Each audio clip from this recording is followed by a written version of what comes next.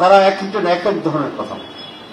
কেউ বললেন সংস্কার কমিশন প্রতারণা করেছে, তারা কেউ বললেন যে আমরা জুলাই সনদ চাই, তবে এর যে গণভোট এটা আমরা একসাথে চাই। আবার কেউ কেউ তাদের নেতারা বললেন সংস্কার করার প্রয়োজনে নেই। আবার কেউ কেউ বললেন যে বিএনপির ৩১ দফাই সবচেয়ে বড় দফা। আবার কেউ বললেন যে সংস্কারের বাপ হচ্ছে বিএনপি। তো এই তো নানামুখী কথার ভিতরে সংস্কার ইস্যুটা মানুষের কাছে এক ধরনের অস্পষ্ট কোন একটা বিষয়ের উপর, এবং আমরা সবসময় বলে আসছি সংস্কারের সাথে নির্বাচনের সম্পর্ক আছে। এই কারণেই যে কতিপয় সংস্কারের ব্যাপারে আমরা একমত হয়েছি যেগুলা আইনি ভিত্তি পাওয়ার পরে আগামী নির্বাচনের একটি ইস্যু হবে।